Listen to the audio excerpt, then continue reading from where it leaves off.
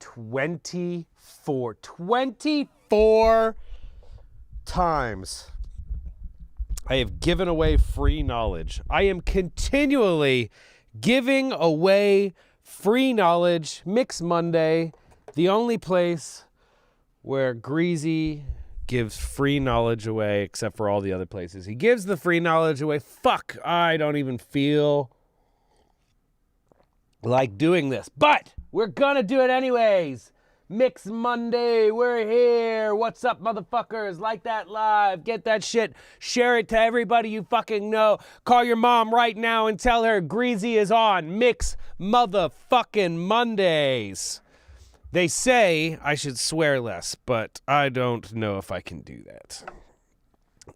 that.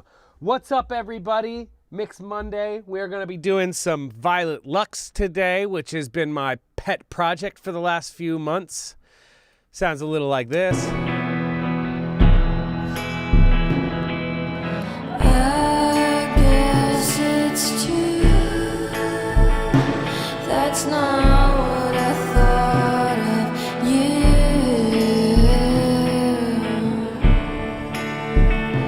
I lost what I found long ago.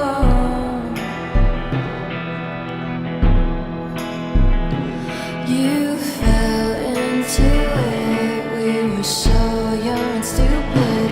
How I missed the way you were. Now you've ended it. Now you've ended it. Oh,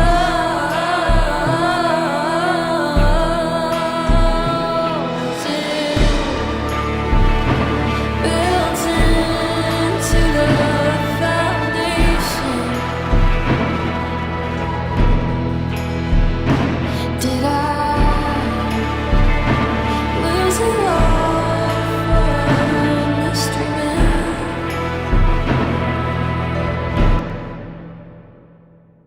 Mix Monday, we are here like every Monday talking about mixing. And this week we are working on Violet Lux. Oh, Andrew Masters' video dropped today, everybody. I have not looked at it yet, but it's probably funny.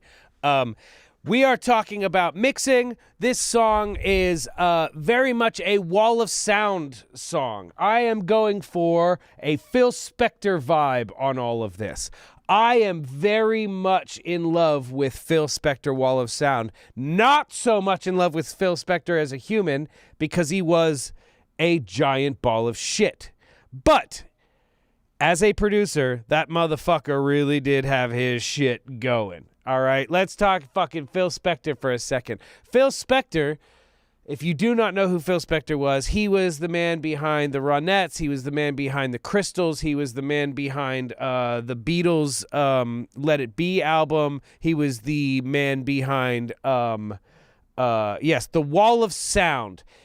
What he wasn't directly involved in, but what is a consequence of him is literally the entirety of music, but specifically the Beach Boys. Brian Wilson was obsessed with Phil Spector. And so if you listen to like Pet Sounds, which is like the Beach Boys record, right? Pet Sounds is a direct emulation of what Phil Spector was doing, specifically down to even including they had a small room, and Gold Star, where Phil Spector used to work, was a small room, and they had really cool chambers there.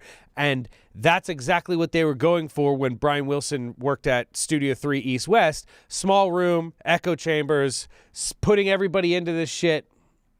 I think Beatles weren't into his sound, and he only did one song on what was released. That is entirely incorrect, my friend. Paul was not into his sound, but the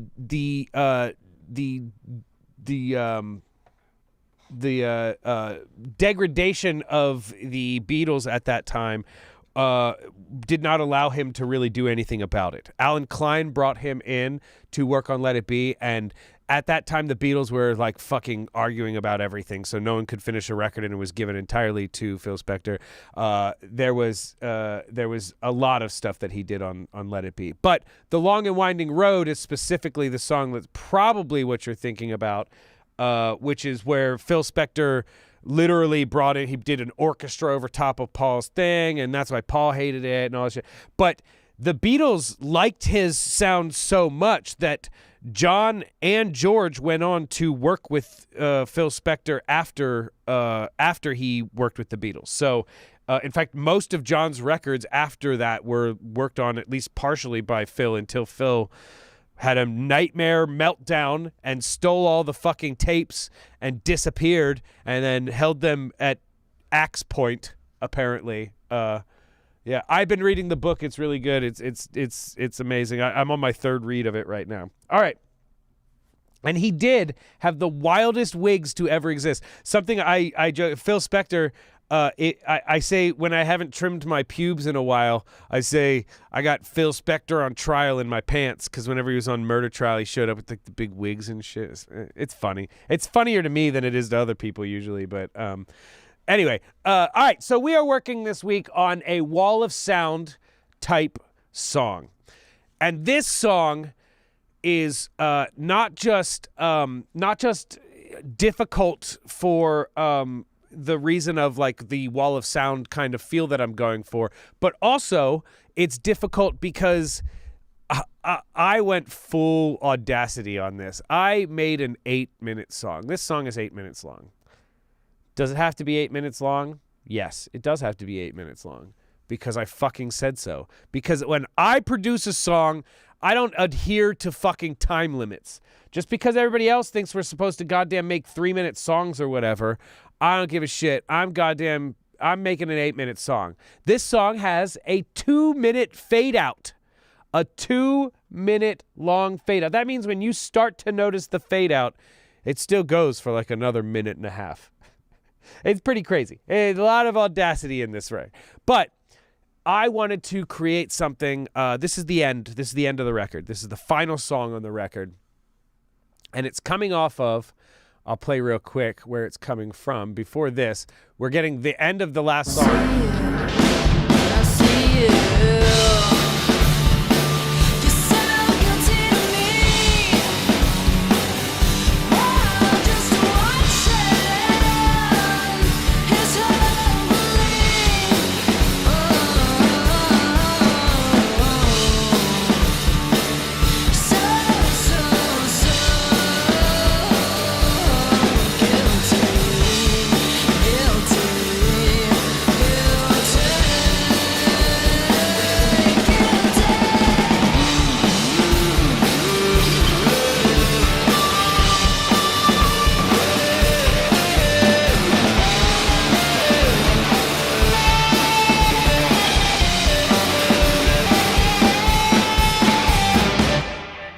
We're going from that directly into I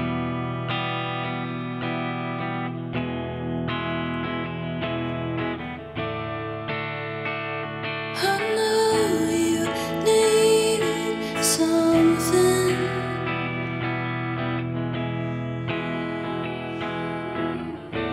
Not knowing you just what it was.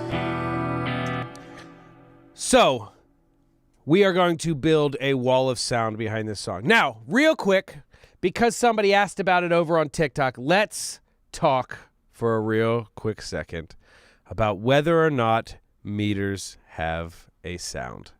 I said already in my video that it doesn't fucking matter, and I said that without even testing it. I use Pro Tools Classic. I use Pro Tools Classic because that's the thing I'm used to seeing, because I've been on Pro Tools Classic since it was just, that was the only way to fucking look at Pro Tools, was that way, right? So right now I have it on linear extended because some jackass said, oh, you got to put it on linear extended. If you put it on linear extended, you'll really hear the difference. All right, so we're going to do an experiment. I want everybody to do an experiment with me right now. Everybody in the world out there on fucking YouTube and the fucking TikToks, close your motherfucking eyes and tell me if you hear a difference between these meterings. Was it built into the foundation? Did we lose it all? Built into the foundation. Is it? There is clearly no motherfucking difference between these things. And if it is a difference, it is a motherfucking negligible difference in the worst, most negligible, most nobody can fucking hear that. This is, all right, I'm going to tell a story real quick. Back when I worked at East West back in the day, we were testing out converters because of the sample libraries. And so we all had to check what converter sounded the best. And we tried out every single converter that ever existed.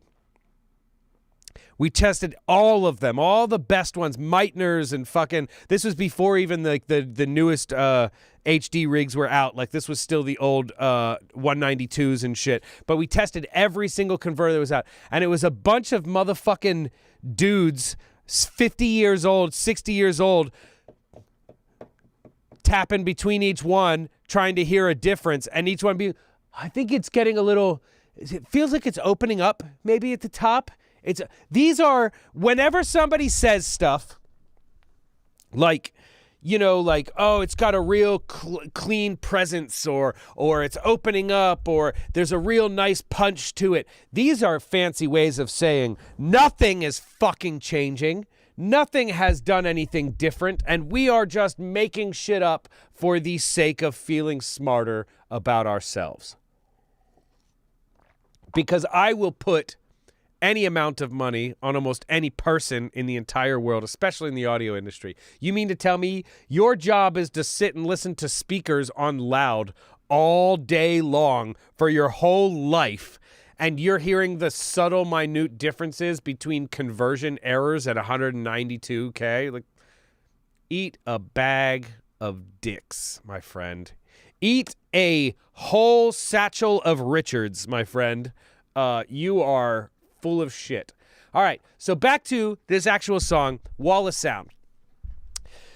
The concept of Wall of Sound, like Phil Spector's Wall of Sound, was built upon a whole shitload of instruments, a whole shitload of musicians. They had literally, and it must have been, I knew some of the guys. I've talked to the guys who have done these sessions, you know, these Phil Spector sessions and the Beach Boys sessions, the Wrecking Crew guys, and they were very open about the fact that it was incredibly frustrating to do that type of music, because if you're a guitarist, you're not playing the chord, right? You're not playing E, A, G, right?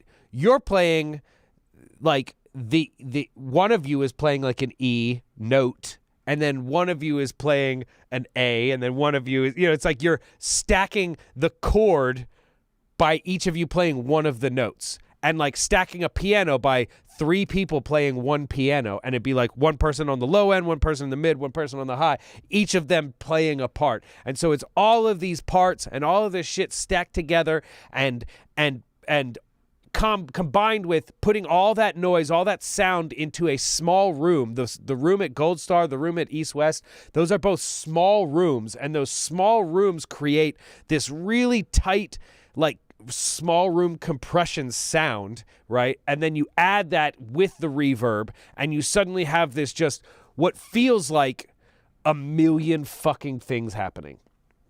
Now, I do a similar thing, right? But without doing a bunch of musicians. I'm doing it all myself, basically. And I also I use like big reverbs and stuff like that. But I don't need to do the small room compression thing to get the same thing. I actually kind of like the vibe of having a big giant room to start with instead of the small room compression thing. But we'll go through, let's talk about some of the stuff that I did on this and how it sounds. And I will tell you right now, Valhalla Vintage Verb is going to make up a big part of this sound.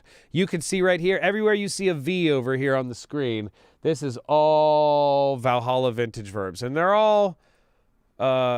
in most cases either the exact same or slightly different. I did a few that are like actually a little bit different, but for the most part I'm not changing much. All right, so here's what we got going on. First off, the first element is the electric guitar.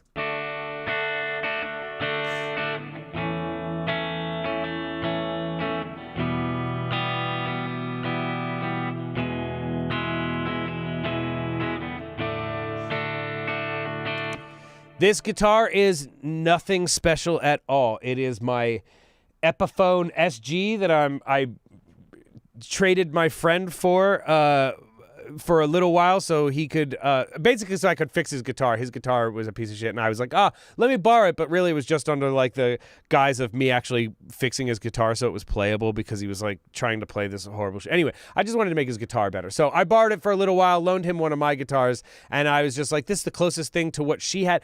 The sound she had on her demo for this song was like more of like a Gretsch kind of like country like gent kind of thing, semi-hollow or hollow body kind of thing.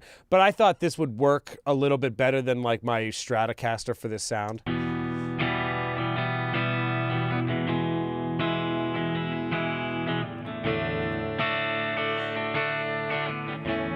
All right, that's the main element here. Not much going on.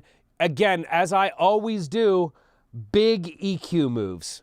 Big ass EQ moves. I am never doing little fine bullshit. Like if you have to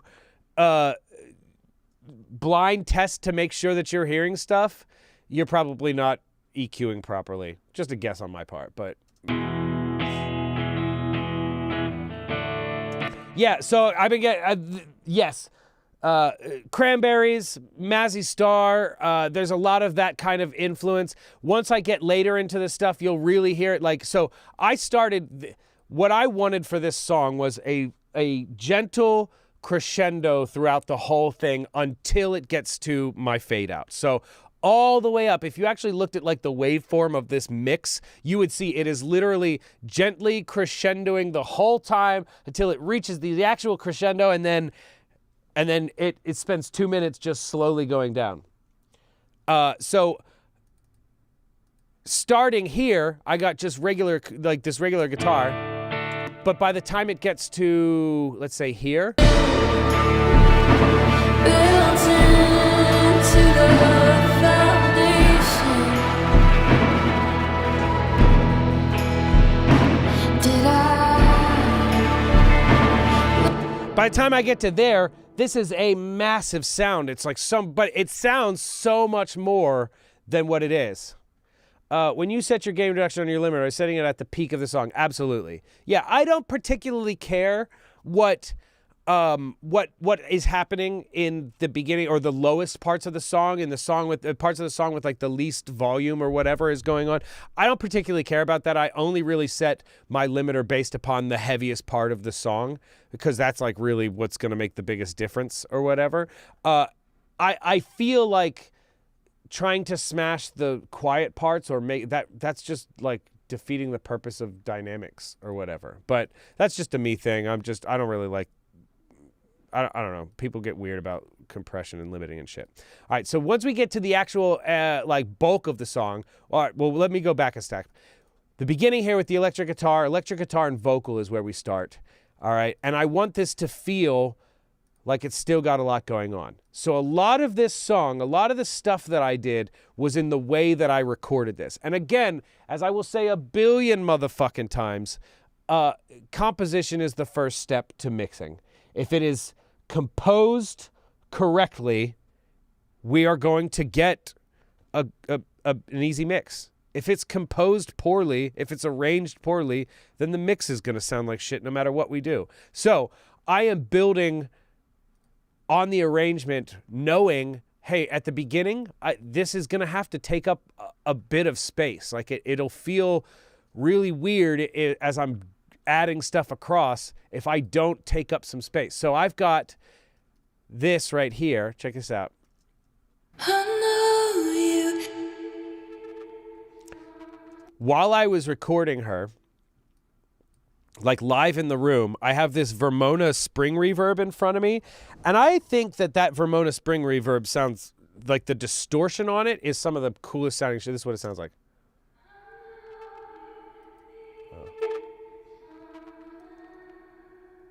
I turn up the whole thing. Hold on.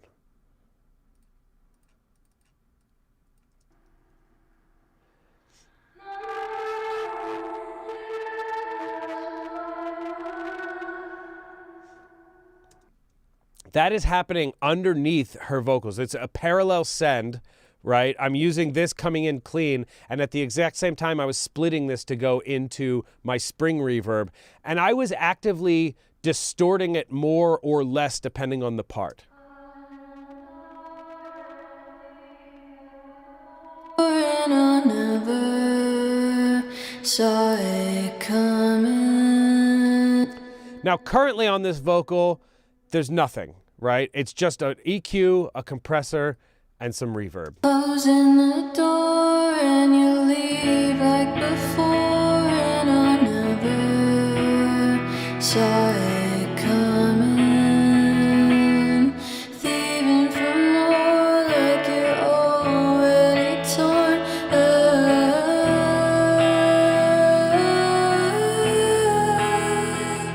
Now, I didn't want the guitar to be particularly verbed out, right? It's like the mix on this is pretty low. It's still a longer verb, but it's only like 20%. That's not much. And also, all right, so we're going to get this question. I know I'm going to get asked this question because I get asked every time I talk about this. Putting a reverb on the track versus putting the reverb on a send. In this song, I made both of those decisions. Every single time I'm doing one of these like choices like this, it is a case-by-case situation. This guitar, I'm treating this Valhalla reverb almost as if it was a pedal. Like, this is more like I'm just affecting this guitar, only this guitar with this sound. I'm very specifically doing something here. Now you've ended it. Versus down here with like the vocal, I'm using it on a send because I'm first of all going to probably send it to a couple things, right? But also like here, this same harm up here is getting the verb, this verb, and I can send it at different levels, but I want the same verb for those, at least for tracking, right? I probably would end up mixing these differently, but tracking wise, I would put the same verb on here. All right, so I got that main vocal that I showed you, and then I have a second vocal underneath all of this sound. This is where the Phil Spector stuff starts to come in.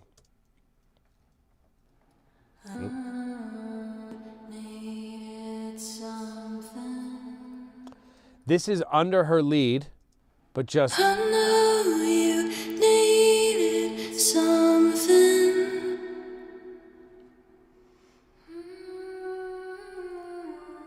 Not knowing you're just what it was.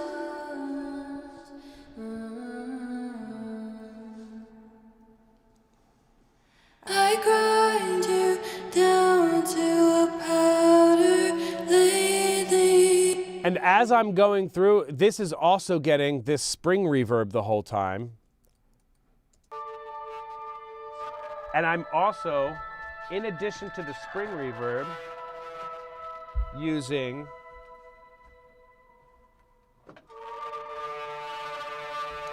this little guy right here. The Pog 2. My vocal, her vocal, is going through this. If you don't know what this Pog is, this is a really cool thing. It's basically, it's like the Jack White thing. It's basically just an octave pedal, and you can blend the amount that comes in and out of it. But I had that, and then that is going into the spring reverb I have here. And I was actively kind of fucking with the sound of both of these things while she was singing too. Now these are all, you can see, these are all solid takes pretty much.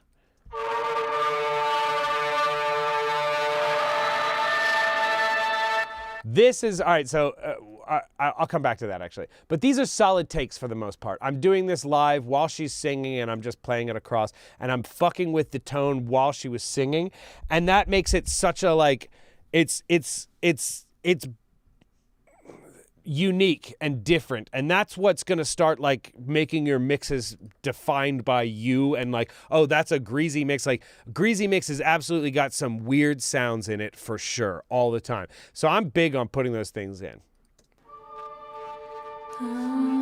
Into the foundation.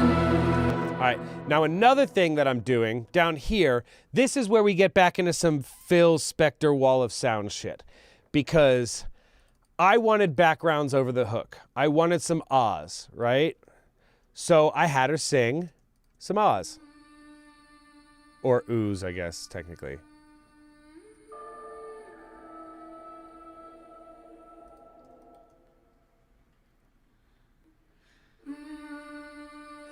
Question was, it was the parallel effect stuff in her monitors. It was. She was hearing this stuff while I was doing it, because I was listening to it too. We're in the same room. She's singing and I'm doing this effect. But it was kind of like, I wanted her to hear it while we were doing it so that it would affect her and have her like make decisions and move with this whole thing. So I have this vocal, these oohs that I'm doing right here. I'm literally having her sing one note of the chord at a time, and then harmonizing like the next note of the chord.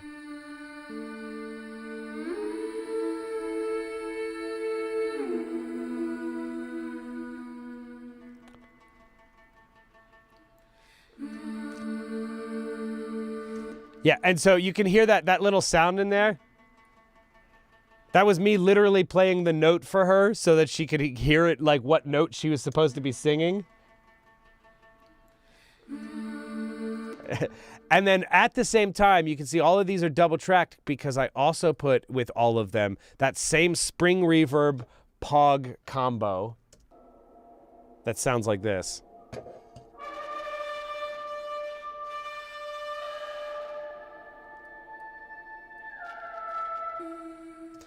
And then all together, it sounds like...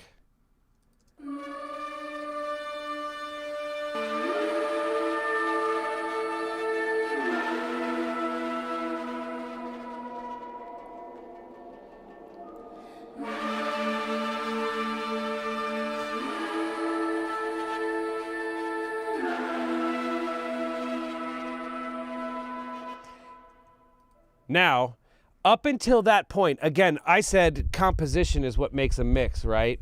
Composition is what makes a mix. And so what I did is, up until that point, you're not really getting anything other than vocal and guitar. Closing the door and you leave like before, and I never saw it coming. Thieving for more like you're already torn up.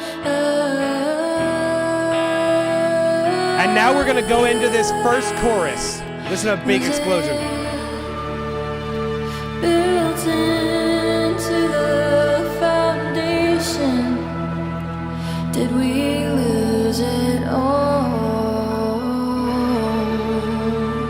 Built into... And you'll notice the only time in the whole song I've done this, I took the guitar out because I wanted to stop having this driving guitar feel, right? That's a very bright, like, driving feel for this song. So to take that away, whenever we go into that section, that you'll hear the way the guitar stops, and then everything goes from being a chord and like a guitar feel to all of a sudden everything is pads. Was it built into the foundation? Did we lose it all? Now, also, to this point, I haven't put any drums in. No drums, nothing. I let this song go 2 minutes long before I even put any percussion, drums, anything. What I did put in that section, let's talk about some of the other stuff that's here. Bass. I took my EBO, I don't know where it is. It was around here somewhere. Used the EBO because I wanted to have a more cello sounding bass instead of a bass sounding bass. Thank you, Andrew Masters. I didn't see my studio tour yet, but I'm going to watch it on my way home today while I'm driving in my car.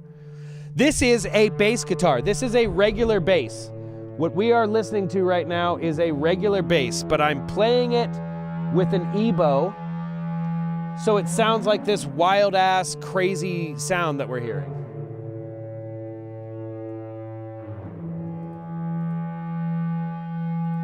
And then I stacked it up. Let's stack this shit up. Let's do 3 of them. And they're lightly panned out. 2 of them are lightly panned out to the side, 1 down the middle.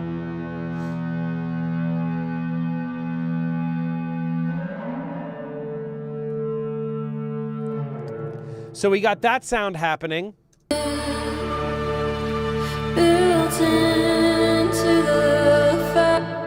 We got a little piano underneath there. Chopping off all the bottom of the piano, taking a little bit of that even like mid out there, pushing it. Also notice, I don't care that I played like wrong notes in this. You don't hear it.